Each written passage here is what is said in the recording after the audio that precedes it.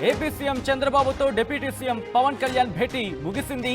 దాదాపు అరగంట పాటు కొనసాగింది ఈ భేటీ. భేటీలో నాగబాబుకు మంత్రి పదవి, జనసేనకు నామినేటెడ్ పదవుల అంశంపై చర్చ జరిగింది. పాలనాపరమైన అంశాలపైన కూడా ఇద్దరి మధ్య భేటీ జరిగినట్టు తెలుస్తోంది. విజువల్స్ మీరు చూస్తున్నారు. భేటీకి సంబంధించిన విజువల్స్ మీరు చూడడం జరుగుతోంది. అసలుకి భేటీలో ఎటువంటి అంశాలు చర్చకు వచ్చాయి? మా ప్రతినిధి కృష్ణమోహన్ అప్డేట్స్ అందించేందుకు సిద్ధంగా ఉన్నారు లైవ్ లో. కృష్ణమోహన్, ఇద్దరి మధ్య కూడా భేటీ అరగంటలోనే ఎటువంటి అంశాలు చర్చకు వచ్చాయి? ఎటువంటి అంశాలు ప్రధానంగా చర్చకు వచ్చాయి? ఎస్ సార్, చాలా కీలకమైన అంశాలే. పవన్ కళ్యాణ్ డిప్యూటీ సీఎం వాళ్ళ ముఖ్యమంత్రి చంద్రబాబు నాయుడు మధ్య అయితే చాలా కీలకమైన అంశాలు. ప్రధానంగా మనం ఇందాక మాట్లాడుకున్నట్టుగా నాగబాబు అంశం ప్రధానంగా ప్రస్తావనకు వచ్చిన పరిస్థితి అయితే ఉంది.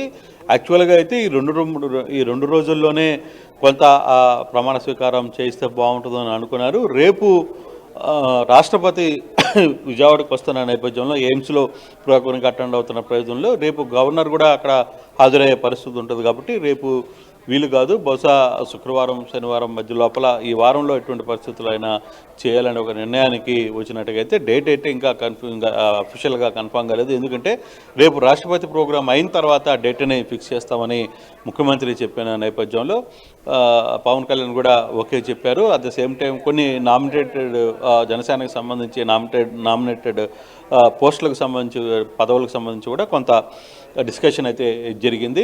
అయితే దీంట్లో పాలనాపరమైన అంశాలకు సంబంధించి ఎటువంటి డిస్కషన్ రాలేదు. కేవలం వీటికి సంబంధించిన డిస్కషన్ వచ్చింది అనేది కొంత మనకి సమాచారం అయితే అందుతున్న పరిస్థితి అయితే ఉంది.